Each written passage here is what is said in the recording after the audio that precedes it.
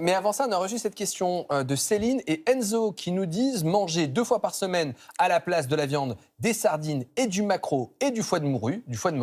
Ils nous demandent si c'est trop. Eh bien, nous y répondrons dans quelques instants dans notre dossier du jour. Mais tout d'abord, Rim, vous répondez à des questions de furoncle. Oui, exactement. Les questions de Lilian qui nous demande est-ce que les furoncles sont dus à un manque d'hygiène, et Léa qui nous dit qu'elle a un furoncle fessier qui s'est percé de façon prématurée. Elle aimerait savoir quelles sont les mesures d'hygiène à observer dans ce cas. Donc, Alors d'abord, petit tour autour de la table. Qui a des furoncles? Non, je Non, je ne l'ai pas préparée celle-là, c'est Lilian. Moi, j'ai rien fait.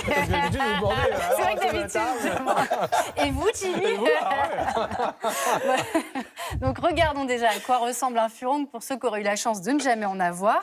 Ça commence en général par un petit bouton rouge, dur et douloureux, centré autour d'un poil, et ça se transforme rapidement en petit abcès rempli de pus.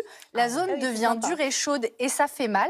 C'est dû à une bactérie assez commune qui s'appelle le staphylocoque doré qu'on trouve sur la peau, mais aussi dans des zones où la bactérie est présente, notamment dans les narines, les muqueuses et les plis, comme les aisselles. Et donc cette bactérie, elle peut aller se loger sur un follicule pileux, ça peut créer une infection et c'est donc là qu'on a un furoncle. Et pour répondre à la question de nos téléspectateurs, ce n'est pas lié à un problème d'hygiène. Et non, car 20 à 30% des personnes sont porteuses de cette bactérie. Et la plupart du temps, ça n'a aucune conséquence, mais l'infection, elle arrive plus facilement quand le follicule pileux est fragilisé. Soit on a une micro-lésion de la peau, soit un poil incarné ou encore des vêtements trop serrés.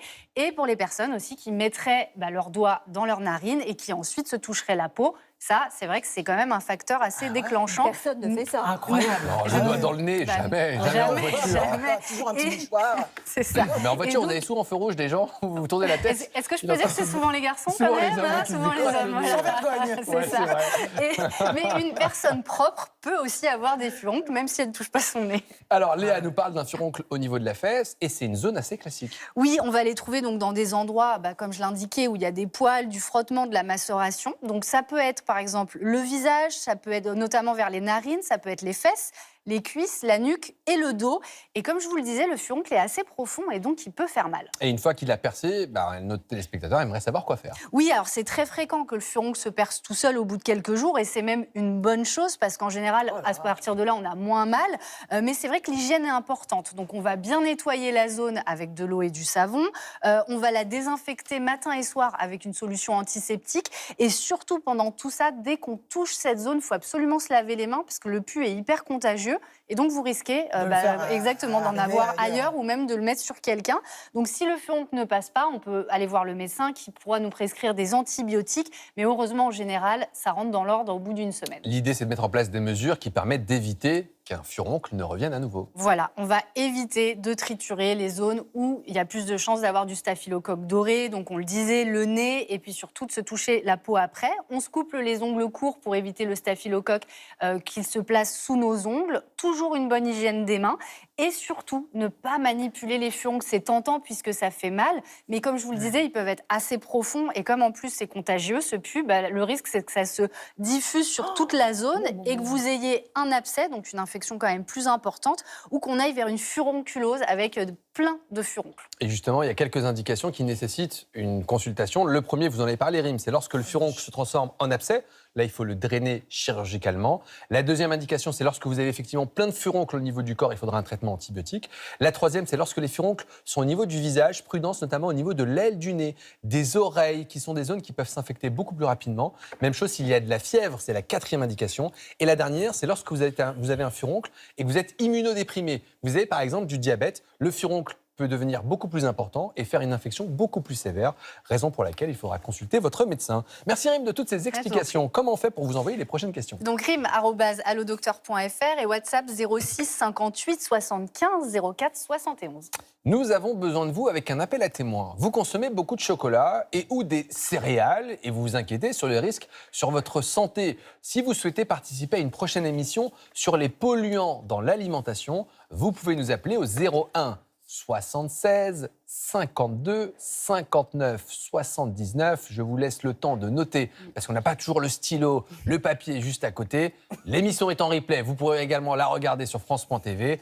Je pense que vous l'avez. Cette semaine, direction la Creuse pour notre pouls de la France.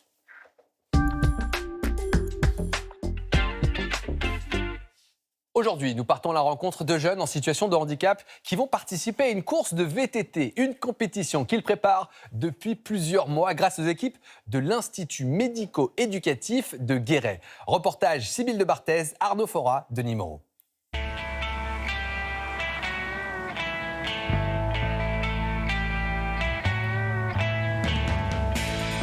Ce n'est pas vraiment ce qui était prévu.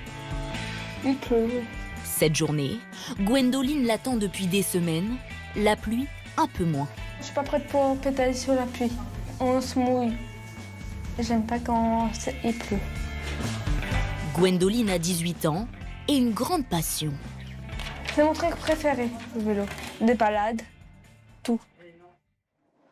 C'est un moment que... Je préfère. La jeune fille est résidente à l'Institut médico-éducatif de Guéret. Cet établissement accueille des adolescents en situation de handicap mental ou présentant une déficience intellectuelle légère. Vas-y, Théo. Commence, mon petit. Comme Gwendoline et son ami Théo. Non.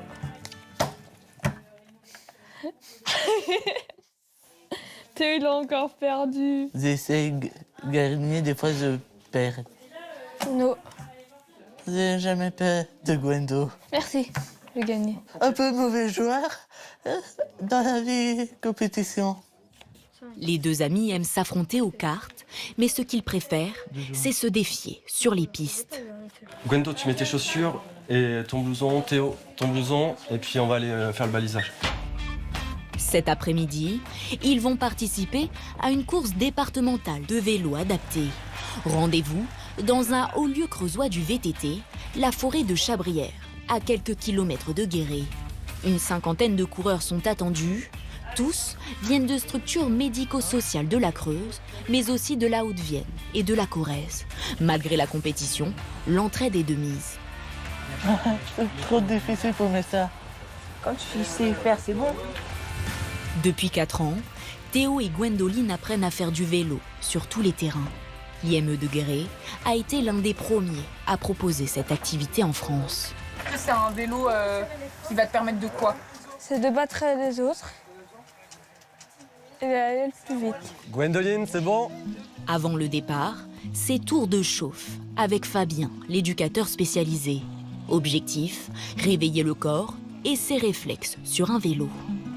Ce qui est compliqué, en fait, c'est d'adapter les bonnes vitesses en fonction du profil du terrain, de changer les vitesses instinctivement. Il y en a beaucoup pour qui, si on n'est pas à côté, ils vont pas réussir à le faire. Malgré leur handicap, les vélos restent classiques. Les jeunes de l'IME doivent justement apprendre à les maîtriser. C'est une bonne chose pour eux. D'abord par rapport à tout ce qui va être coordination de mouvement, travail de l'équilibre aussi sur le vélo, l'effet en fait au niveau cardiovasculaire. Ça permet aussi en fait aux jeunes d'agrandir leur espace de déplacement et du coup travailler l'autonomie en même temps. Allez les amis, vous êtes prêts? Les coureurs ont 40 minutes pour faire un maximum de tours.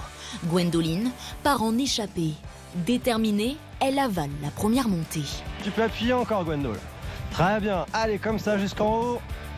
Et après, tu peux te rasseoir. Tout au long du parcours, Fabien accompagne les jeunes de l'IME à coups d'encouragement. Allez, Gwendo. La meilleure. Vas-y, Gwendo. Allez, c'est ça. Viens, Gwendo. Et de révision de dernière minute. Allez, encore bouton vert.